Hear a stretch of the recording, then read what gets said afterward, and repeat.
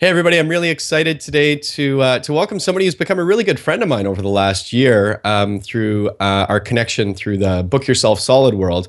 His name is Daniel Jordy. Daniel, thank you so much for being on the call with me here today. Thank you so much, Jason, for having me here.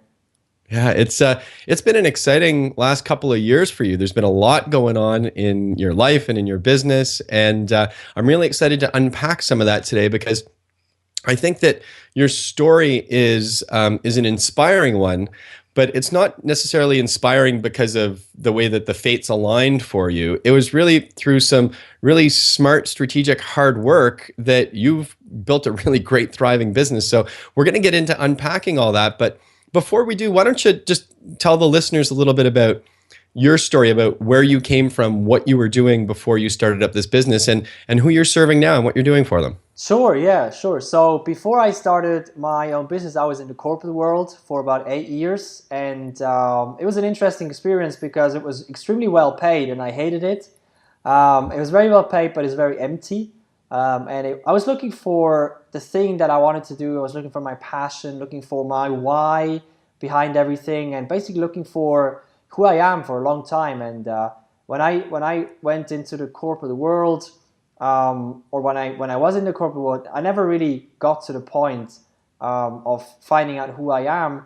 But I've been an entrepreneur probably since a very long time because I remember my first entrepreneurial pursuits when I was selling um, games and music CDs on campus at the age of 12.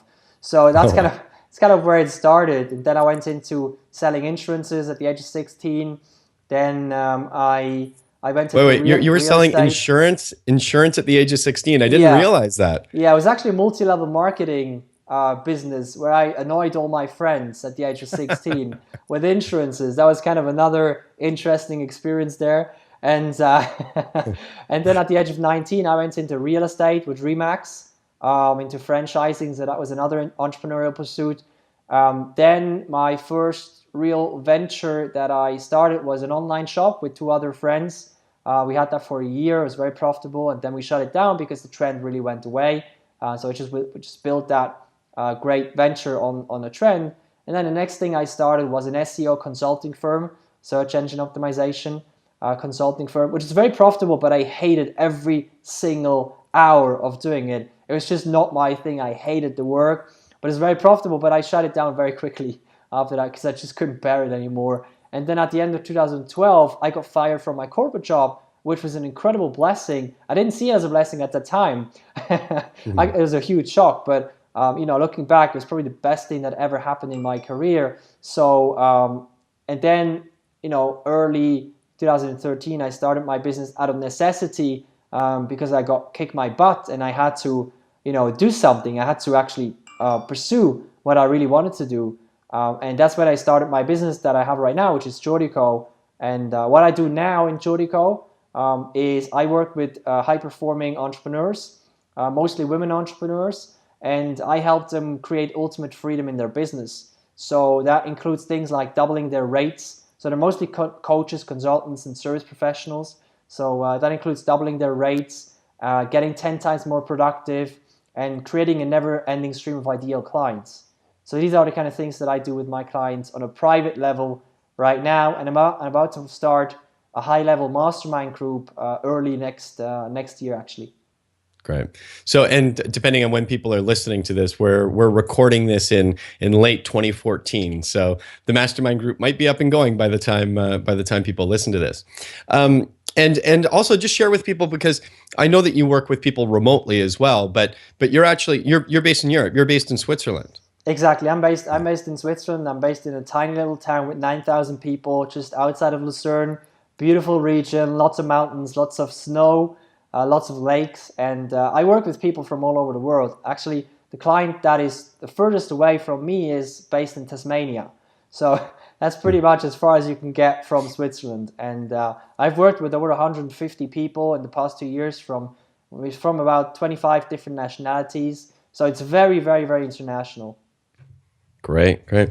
So, one of the things that I noticed about your story as you were talking is that your story being fired from corporate is a pretty common thing that we hear these days, especially after all the economic turmoil in 2008. A lot of the coaches and consultants that I work with, people that I see coming along, have been laid off from their jobs, or in many cases, they were uninspired by their jobs and they're looking for something else. The thing that I find interesting about your story, though, is you were also a serial entrepreneur before that. I mean, you were doing so many things for so long. And I'm curious, how much do you think that previous experience of starting up so many businesses and so many ventures over the years, how much did that contribute to the success of your coaching business now? That's a really good question. I think it contributed in a big way because in one or the other way, everything that I've done before miserably failed. And I very much believe in that idea that most probably the first venture you ever start is not going to be the one that's going to be ultimately successful. The more ventures you fail, I think the higher your chance for success is, and the higher chance you have to actually succeed in building a venture. So I think it was a big contribution to that. Now, I know that when you were starting up your coaching business, there was a number of roadblocks that you faced. Yeah. What were some of the biggest things that you had to overcome?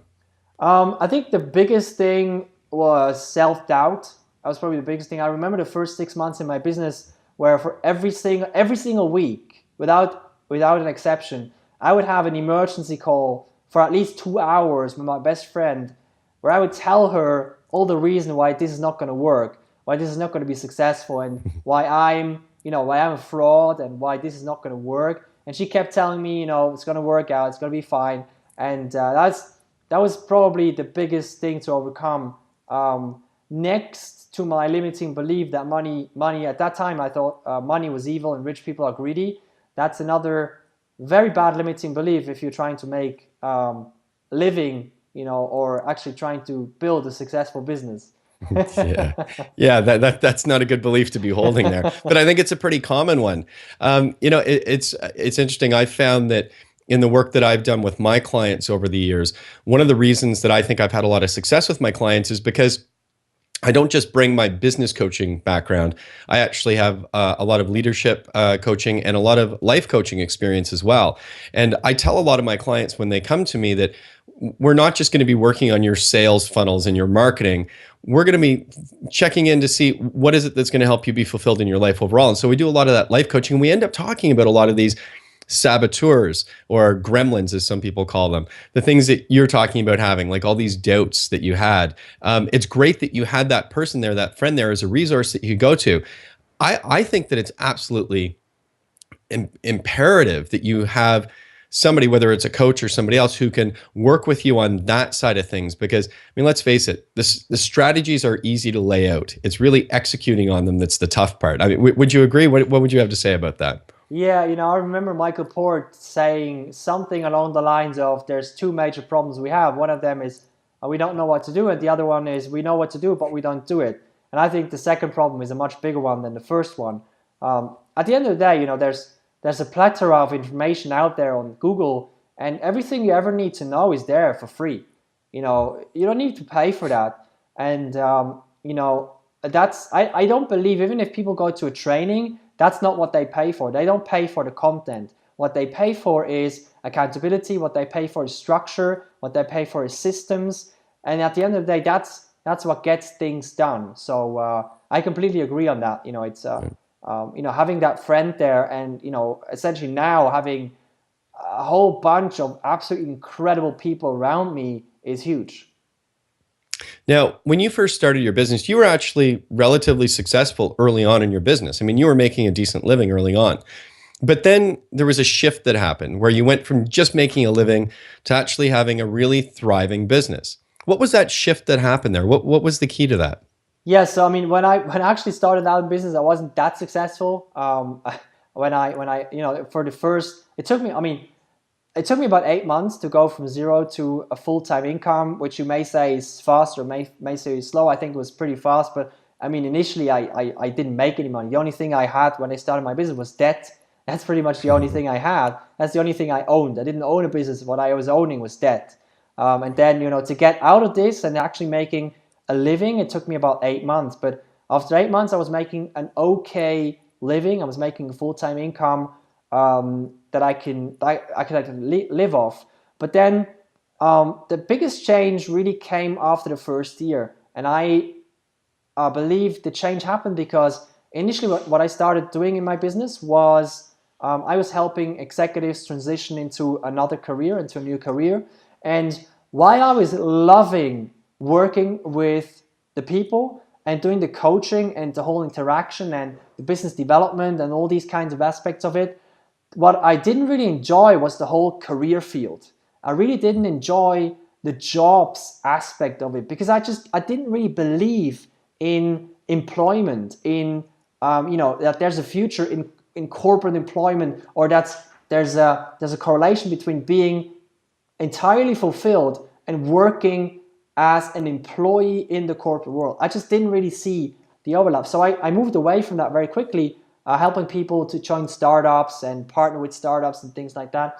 But it was still not ultimately fulfilling until I started to work with some entrepreneurs, and they kind of just came to me and they've seen what I built and they said, can you help me build something like that? I want to change my business around. I want to do something like that. I want to put some, I want to have an online business and things like that. And I said, sure, there's probably something I can help you with. So I started working with these entrepreneurs, and it was so much fun. And I had such a hard time initially to charge anything for that because it was the easiest thing in the world for me to do. And it was so much fun that I felt bad charging for it.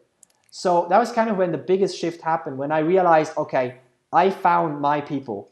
I found my group. I found the people that I want to work with for the rest of my life. And that's the entrepreneurs. That's great. I can, even as you're talking here, I can see how you're kind of lighting up. Your voice is changing as you're talking about working with these people who you love working with. Now you can hear that excitement in the voice there. We talk about how important it is to get a narrow target market, to really identify those people that you most want to serve. But it's not just a matter of getting a narrow target market. It's also a matter of finding that target market that really connects with you, that you really want to be working with. And the other piece that I love here is that, so often I'll find that people will be searching for their target market. I'll be trying to help people find their target market. And in the end, their target market ends up finding them. It was very similar what happened to me. And it's happened to you as well, where you had people coming to you and saying, "Hey, can you help me with this?" And next thing you know, that's the direction you're moving in. So I think that's a great story. I love to hear how that all connects together. Now, I know that one of the things that you and I have talked about before in the past is how much of a role the right people played in your business. So I think the way that you've described it was when you got the right people in your corner, then that's when things really started to flourish a lot. Tell me more about that. Yeah, that was actually pretty much at that 1 year mark. I mean, initially when I started out my business, all my friends were employees, and they didn't get what I was doing. They had zero idea what on earth I would do, and they didn't understand that. I mean, they were asking questions like, why on earth would you leave a corporate career where you were making so much money to start a business where you make no money in the first 6 months or 9 months? They just didn't get it. So I was surrounded by people who didn't get me. And initially over the first year, I detached myself more and more and more from those people, and I had to go out and look for new friends, basically. And one of the biggest things that changed my business, I believe, is joining the mentoring program, Michael Port, where I got to know you there, and got to know so many other incredible people. And I think that's really what changed everything, because that was at I think it was December 2013 when that happened, and that's when my business completely turned around, because suddenly I was surrounded by people who didn't just get me, but they were challenging me and supporting me at the same time. They were helping me to think bigger, to envision bigger things, and to get out of my comfort zone and to essentially live out of my comfort zone every single day. So it was really that support system that kept me accountable for the things. And I mean, initially set higher goals to achieve bigger things and think things through more, and also to just get things done, because I would tell everyone what I was up to, and I would tell everyone I'm going to do this by then, and then I would tell 50 people, and there was no way I would not get it done, because I would feel embarrassed to not get it done now. So that's another thing that really helped there. And I think the biggest thing is really that Michael Port calls this the red velvet rope policy. And everybody that I surrounded myself with was within that red velvet rope policy. They were my ideal friends. They were my ideal, business partners, friends, colleagues, peers. They were all entirely and eternally ideal. And that was incredible. Wow. It's amazing when you connect with a group that really resonates with you. That's, as you say, they pass that red velvet rope policy for you. Yeah. How that can light you up. I when I'm working with clients quite a bit, I talk to them about the fact that it can be really lonely starting up your own business. And even when you're talking with clients, it's different. You need to have a support structure around you. And so often I'll hear my clients say, well, I've got, my spouse or my family, and I've got good friends around me. But I don't think that cuts it, because they're not going to be, as much as you would like to think that they would be, they're rarely going to be completely honest with you when you need to be held accountable, when you need to be pushed. When you show somebody that new website and they say, oh yeah, it looks nice. Whereas, somebody in your mastermind group might say, no, it looks like it was built in the 80s by Borat, or something like that. So, I'm a huge fan of mastermind groups or other group coaching programs. I have one of my own. I know that you're starting one up. I think that any business owner who doesn't try and surround themselves with like-minded thinkers who will challenge them is going to be at a disadvantage. So I'm glad to hear that was a really powerful step for you. Yeah. And I think that, you've mentioned Michael a couple of times. Michael, one of my mentors, good friend now. I think that, he's been a great fit for us, and he might not be a good fit for somebody else, but there's somebody out there for you guys to connect with. So make sure you find that group who can support you in your business. Now, I want you to talk a little bit about what you've called the point in your business where you moved from having fluffy plans to more strategic plans. Because I know that you've said that when you look back at your numbers and that really taking that more strategic approach flipped things and helped you grow your business by about 300%. Yeah. So talk to me more about what you mean by going from fluffy plans to strategic plans. Yeah, it was once again, it was that shift that happened very, very early in 2014 after I joined the mentoring program, after I really surrounded myself with the right people, when I also made a shift in how I plan. Because, I've always been really good at organizing myself, being productive and setting goals, but I've never been able to, I always had that challenge with, I was setting goals, but I didn't have an idea on how to actually get them done. I didn't have a plan. I had goals, but I didn't have a plan. So what I actually did is, in the first meeting we had I think it was in Philadelphia in March 2014. What we did then is put together a 90-day plan. That was my first 90-day plan I ever did. I've never heard of that thing before. And we put it together. So we did the sales goals and the marketing goals. So we set up the goals, but then the most important thing that came in there for me was setting up the projects that will actually get you to the goals. Because I never saw that connection before. I always had the goals, but they were so intangible and so inactionable that I couldn't actually do something about them. So what I was able to do there is actually, because I'm a very rational thinker, I need structures and systems because that's how my brain works. And I was able to set up projects in a getting things done manner. So projects and all the subtasks of the projects in such a perfect way that I knew and I could count on that if I got the projects done, I would actually achieve my marketing goals. And if I would achieve my marketing goals, I would actually achieve my sales figures, which I've never seen before in that perfect structure. Because when I did sales planning before in my corporate job, when I was leading two teams, it was just putting up sales figures and then telling people, now go make them happen. And people were doing things all over the place, but nobody had a strategy. And now I had this silver bullet, this strategy, this action plan in place where I could, write down things that I could actually do on a daily basis, on a weekly basis, with a deadline. That if I got them done, I would actually make the amount of money that I wanted to make, which is completely mind blowing. Yeah, it's a pretty big shift when you understand how to reverse engineer your goals and really put it into simple steps. because one of the things that we also get said in our book, Yourself Solid Circles, quite a bit is that when people are overwhelmed with the amount of work that they have in front of them, it's rarely because they don't know what to do. It's because they don't know what to do next. Yes. And so by doing that reverse engineering, that really helps. I find it kind of cool that you're talking about how the fact that you have a very rational, structured way of thinking, and that's why the 90-day plan really worked well for you.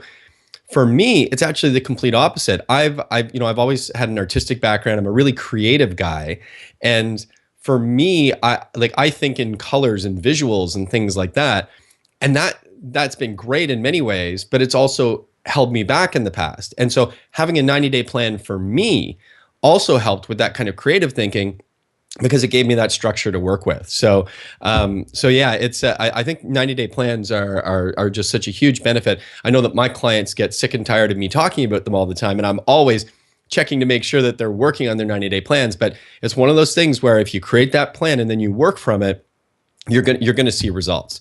If anybody's interested in learning more about 90-day plans, there is a blog post that I have on my website. I'm trying to remember the name of the title. I think it's the 8 Keys to an Effective 90-Day Plan. I'll make sure that I post that up in the show notes so they can go and check that out. So, Daniel, I know that one of the things that you did a little while ago was you changed your approach to sales conversations, where, I think that a lot of times people think that more is better, that if I sit down for a sales conversation, the more I can talk to the person, the more I'm going to convince them, quote unquote, to work with me. You actually took a very different approach. You used to have 45-minute, hour-long sales conversations, and you decided to dial them back to a maximum of 20 minutes. And when you did that, you saw your sales conversion rate rise by over 33%. Tell me a little bit more about that, about why you made the decision to do that, and what you've realized because of that choice. Yeah, so I have this software in place called TimeTrade, where you can have people schedule calls with you. So you have a link, you have a button on the website, and people click there, they go to your calendar, and they schedule the sessions. Now, what I always did is I had 30-minute or 40-minute sales conversations scheduled in there, and my challenge was that when I had a 30-minute call scheduled, then I had another 30 minutes call scheduled right after that. So I had zero buffer time, absolutely nothing. And I didn't want to have 30-minute buffer time. I just wanted to have 10 minutes, but then it didn't work out with the timing. So I thought about increasing my time spent in sales conversations to 45 minutes. So I would have 45-minute conversations, 15-minute buffer, and again and again and again. And I, of course, as I always do, I share this with my girlfriend, and as honest and direct as she is, the first thing she said is, why on earth would you do that? It's your time. You have to be more careful with your time. And I am already very careful with my time, but she just was so direct and so honest. And she said, you know what you should do? You should have 20-minute sales conversations, and then have 10-minute buffer, and then do another one. So you can be twice as more effective. And I was like, it sounds good in theory, but I don't know if it works. 20 minutes is not a lot of time for somebody to pay, high 4 or even 5 figures for a program, after 20 minutes. And I thought, okay, let's just try it. The only way to realize or see if it works is to try, right? It's the only way to do it. So I did it for 20 minutes, and I had my first potential client after that. And it forced me to very perfectly structure the 20 minutes. So I said 10 minutes. The first 10 minutes, I very well structured, and I said, in the first 10 minutes, all I want to know from you, I don't want to know, where you come from. I don't want to know your life story. All I want to know is, what is your measurable goal over the next 6 to 12 months? Where do you want to go? And what are the 3 challenges that hold you back from going there? That's the only thing I want to know in the first 10 minutes. And then in the second 10 minutes, I will tell you what I usually do with clients who are in that situation, and then we can see if we want to work together. So I started that, and I told the person, okay, look, I always looked at the watch, and I said, okay, I got like 20 minutes exactly, 20, 25 minutes. And the first thing I said is, so we have about 20, 25 minutes with each other. How about we structure the call like this? 10 minutes that, 10 minutes that. And people were so surprised about such a structure, and they loved it. They loved the structure behind it. And then some people would just go, right, that's my goal, these are my challenges, after 5 minutes they would be done and we can move into the next step. And other people would start and tell me all about their life, and I would look at the clock, and I would, I don't like to interrupt people, but it forced me to say, okay, wait a second. Okay, let's go back, to what we discussed in the structure. We said, you tell me about your goal. So tell me about your goal now. Like, I wasn't rude, but I was very direct, and people loved it. People absolutely love, especially people that I work with, who are usually, senior people, they're very experienced people. Other people don't tend to challenge them. So because of that structure, because I had to, tell them to stay on track, they loved it. And after the 20 minutes, I ended up, with the 45 or 30, 45 minutes, I ended up signing up about 60% of the clients. And with the 20 minutes, I ended up signing up about 80% of the clients that I talked to. After 20 minutes, who then paid somewhere between 3,000 and 7,000 Swiss francs or dollars. So that was pretty amazing. I love how the whole motivation behind creating those 20-minute sales conversations wasn't from a point of view of, well, this is going to be better for converting. It was just, no, I want to win back some of my time. Yeah. I think that's great. The other thing too is that I think a lot of people are probably listening to this and saying, wow, it must be nice to have so many sales conversations scheduled that they're back to back to back like that, and that was an issue for you. But I think that that's a really important thing to touch on, though, is to remind people that if you want to make sales, if you want to get more clients, you have to have more sales conversations. It's inevitable. You've got to have those sales conversations. I think often people are looking for that magic pill or that silver bullet, that one marketing technique that's just going to have people flooding them to coming in and buying their products and services. But the reality is you need to have those sales conversations. And I think it's great that I know that you, following the Book Yourself Solid approach, have been able to create that, what I call that constant flow of clients into your business. Yeah, that's a really good point. And one thing I want to mention about the sales conversation, the reason I convert 80% of the people into clients is not because I'm extremely good at selling. It's because of two things. It's because I'm incredibly good at marketing. So only the people schedule calls with me who are incredibly well pre-qualified. And the second thing is I have a very clear structure in my sales conversations, and I never go away from the structure. It's a very, very clear, it's the Book Yourself Solid. It's essentially, it's the 4-step Book Yourself Solid sales conversation. That's what it is. That's all it is. And that's why 80% of the people say yes. Mm-hmm. Yeah, two really important points there that I'm going to highlight a little bit more is that, yeah, if you're running your business properly, if you're marketing and promoting yourself well, if you've got a strong foundation, and more importantly, if you know how to build trust with people, then by the time you have a sales conversation with somebody, it's pretty much just a logistics conversation. Usually if people are reaching out to you at that point to have a sales conversation, they already know that they want to work with you. And, I think that's another reason probably why your conversion rates are so high. The other beautiful thing about that is it really takes the pressure off you so that you don't necessarily feel like you have to be selling. And I know that that's been a huge thing for me. And I would say that, in the last 3 years, I probably haven't felt like I've had to sell anybody on any of my services. It's just a matter of, yeah, let's have a conversation about what it's going to look like for you if we work together. And that's so helpful. Yeah. The other thing that I love that you do is at the beginning of your calls is that you're very clear with people about how you're going to design the call. You're designing that alliance, I call that, where you're setting out the agenda for the call.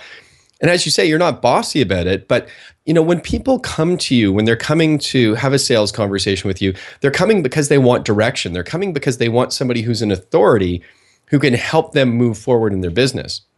And if they were to show up to the call and you were to be just, well, hey, so we're going to talk, where do you want to start?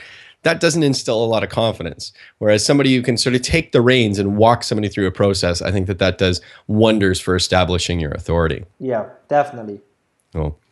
So look, Daniel, I want to thank you. I mean, it's been great having you here today. I know that we're going to wrap up here now, but before we do, I just wanted to find out a little bit more from you. If people want to find out more about you, where would they go to find out that stuff? And what can you tell us that you've got going on these days that people might be interested in? Yeah, sure. So people can find me on my website, which is jordico.com, which is jordico.com. My Great. website, my blog, where I blog a lot about entrepreneurship and business development, marketing and selling, and these kinds of things. And I mean, I got a lot of things going on right now.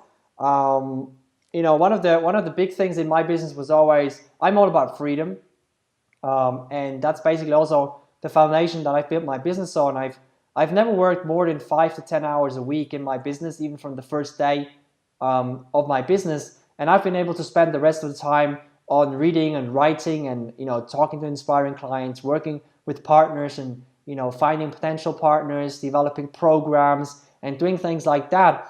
And what I'm about to do now is actually in the next few days, probably the next week, I will hire somebody new for my business who's going to take over my marketing and operations project, so I can focus on the strategic level of my business and focus all my efforts on business development and the partnerships, the launches of new programs, my new upcoming mastermind, and basically all the things that I'm absolutely best at and love doing the most. And everything else will be delegated to people who are best at and love doing those things the most that they're going to be doing.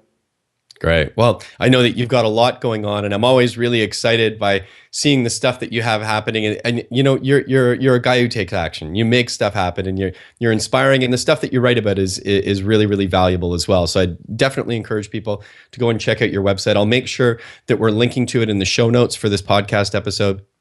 And one other thing that I just want to mention to people is that in 2015, I'm not sure the specific date, Daniel, but you're going to be doing a TEDx talk. And so perhaps by the time this episode goes to air, by the time somebody's listening to this episode, that TEDx talk might have happened. So if they go to your website, I'm sure they'll be able to find a link to that there as well. Yeah, definitely. Yeah, that's a very exciting thing. I'm going to do a TEDx talk in Lugano, April 2015. And it's been on my vision board for about 2 years.